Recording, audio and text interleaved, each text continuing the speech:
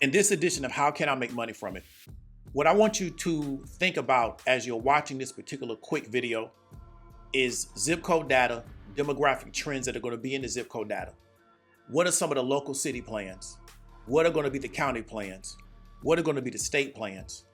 Fed government national strategy, also trade policy, what major highways are in the area, and outstanding geographical characteristics. This information may not be given to you. It's information that you would have to look up to get a better comprehensive understanding of the situation. Okay, let's go directly into the video. These trucks stretching to the horizon are only a fraction of the 5.5 million that entered Laredo, Texas in 2022. It's one sign of a broader shift in the global economy, as hundreds of companies around the world move their manufacturing from China to here, in Mexico. And as a border town, that makes Laredo the hub at the center of a trend that's changing global markets. If you are manufacturing in Mexico, you can get that product to the US consumer in under 24 hours in a truck. If you are manufacturing in Asia, it's going to take you 2 to 6 weeks. Amid an explosion of trade between Mexico and the rest of North America, here's a look at why Laredo is primed to become one of the world's most important land ports, and its role in transforming global supply chains. On this bridge dividing the U.S. from Mexico, trucks often wait hours for a chance to cross into Laredo. In 2022, more than $800 million worth of products, from auto parts to carpets to avocados, passed through the city each day, according to U.S. Census data. The total trade between Mexico and the United States, 40% of that crosses through the port of Laredo. Daniel Covarrubias has spent years studying Laredo's role in international trade at Texas A&M International University. If you see on a map where Laredo is situated between the United States, the biggest market in the world, and Mexico, one of the biggest producing markets in the world, well, it's right in the middle of it. Laredo is uniquely positioned to handle all this trade as more and more companies reduce their dependence on Chinese factories and shift production to Mexico. It's part of a larger strategy called nearshoring. It went from a trend of globalization to regionalization. Economists and executives say soaring shipping rates, a trade war between China and the U.S., and geopolitical uncertainty caused by Russia's invasion of Ukraine helped fuel the nearshoring trend. Plus, Mexico's free trade deals mean companies that make their products in Mexico can ship them to the rest of North America duty-free. You're seeing Chinese companies, to get out of the tariffs imposed on them, well, they can come and take advantage of the U.S.-Mexico-Canada trade agreement if they manufacture in Mexico. In 2022, goods traded between the U.S. and Mexico reached almost $780 billion, an increase of nearly 18% from the previous year. While Laredo isn't the only U.S. border town capitalizing on the expansion of nearshoring, it's receiving the most activity. In October 2022, about $27 billion worth of freight moved through Laredo alone. That month, it overtook the trade volume from each of the ocean ports of Los Angeles and Long Beach. Executives say part of Laredo's appeal is its location. The city is the closest U.S. land port to some of Mexico's largest manufacturing centers, like the Nuevo León region, which includes the massive industrial city of Monterrey. From loading up on a truck in Monterrey, you have a 2.5-hour drive north from Monterrey until you hit the Laredo border. Tom Simmons is the vice president of Majestic Realty, a privately owned industrial real estate developer. Over the last 10 years, Majestic has invested in warehouse properties across Laredo. That product will get unpacked in a Laredo warehouse, like we're sitting in right now, will get repacked into outbound trucks and tractors, and will get distributed throughout the United States. And you'll have all of the roadway networks that will spread east and west. The expansion of trade in Laredo is fueled by the surge of foreign direct investment in Mexico over the last 2 decades. Mattel expanded its Monterrey plant into its largest manufacturing facility worldwide. Lego also operates its largest factory in Nuevo León, with plans to expand. And Tesla recently announced plans to build out a massive gigafactory in the Monterrey region. And those are just a small sample of companies relocating their operations. The Mexican government said more than 400 companies have shown interest in moving production from Asia to Mexico. That translates into a surge of products funneled into logistics hubs like Laredo. If you take a 35-mile radius and place it here on this cross-border region of Laredo and Nuevo Laredo, you're going to find upwards of 500 U.S. custom brokers and Mexican custom brokers firms. You're going to find more than 500 transportation companies, more than 350 logistics companies.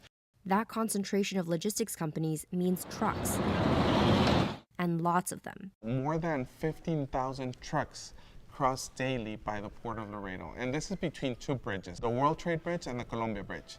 The amount of trucks passing through Laredo has seen a steady increase over the last 10 years. To keep up, large infrastructure build-outs are underway. The city has already committed to expanding the World Trade Bridge from 8 lanes to 16. And the rail company Canadian Pacific Kansas City broke ground on a project that will double the capacity of a rail bridge spanning the Rio Grande. More trade passing through Laredo also means greater demand for warehouse space. In this warehouse, thousands of auto parts are transported in and out by truck each day. Just one lot over, trucks flatten the ground to make room for even more facilities. We're adjusting to the supply and demand imbalance right now with the simple answer of just build. This site is just one example of the more than 3.8 million square feet of warehouse space under construction in Laredo. That amounts to a 28% increase in space since 2012, according to CoStar, a real estate analytics firm. But with warehouses more than 97% occupied, companies are struggling to keep up with demand. It is actually an unhealthy market because there are a lot of businesses in this market that want to grow. As manufacturing shifts south of the border, it is creating job opportunities in the U.S. That's because components for certain equipment are often made in Mexico, but need a more skilled labor force for final assembly.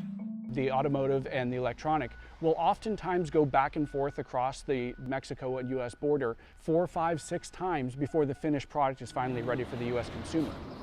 While the boom in trade between the U.S. and Mexico might mean a smaller slice of the pie for China, executives and economists say it will still remain a dominant supplier for a vast range of goods. In the meantime, the trade passing through Laredo is projected to grow. What the numbers and data tell us is that the Port of Laredo is going to keep on growing.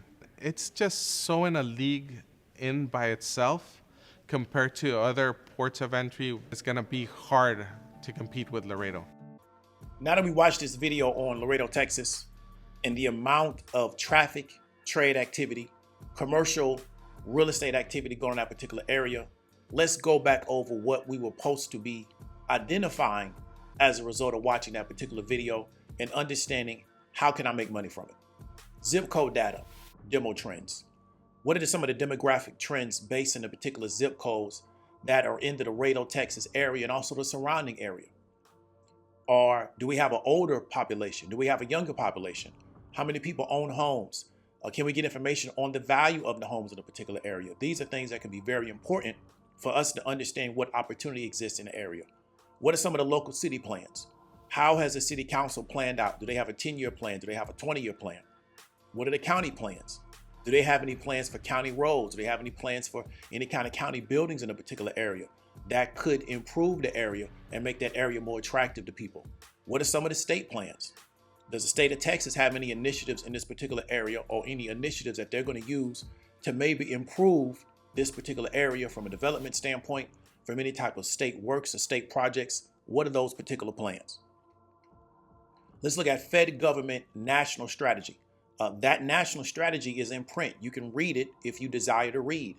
And then how does trade policy impact or go along with that particular national strategy? And that's often where we can see the opportunity. And that was spoken about in the video that you just watched. What major highways are in the area? Can that particular area handle not only the semi-truck traffic, but also the consumer traffic? And one of the things that you've experienced in other parts of the country is that once you add in consumer or passenger cars plus the trucks, it creates a lot of traffic congestion. Is there a plan to handle that particular area as more and more people start to move to this particular area because of the opportunity here? And then outstanding geographical characteristics. One of the challenges that we have in the Southwest is issues with access to water. This is why so many areas in the Southwest are underdeveloped, right? Is because access to water. Is there going to be a solution to that particular problem as population starts to increase? We can make sure that water is not going to be an issue for growth, right? Where's the water going to come from? How much is it going to cost? Things of that particular nature. From a standpoint of land, Is there going to be land issues to where maybe we can't build here, but we can build here because of these geographical characteristics? These are things that I would want to think about to try to determine where the opportunity is at. Many of these things can be found if a person's willing to do the research to understand where the opportunity is at, because what we're seeing is that Laredo may be on the start of becoming what we call a boom town.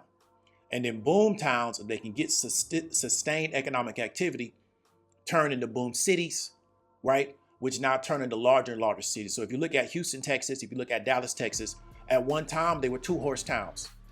Now Houston, I think, is a top 5 largest city inside the United States. Everything big had a small beginning. And often the opportunity is understanding where these things are starting, where the kind of hot points at. What is the economic drivers that are creating this? Are they sustainable, right? Is it something that may only last 5 to 10 years as opposed to something that may last the next 25 to 30 years? And then where's the opportunity that a person can come in at and take advantage of it? But this is going to happen for the people that are focused on the opportunity. They're focused on trying to improve things for their group, and they're not distracted by a lot of other things. Because if you notice in this particular video, they're only talking about this specific economic situation. They're not distracted by these other things that everybody else is talking about in the mainstream. Hope you got some value from it. Talk to you later.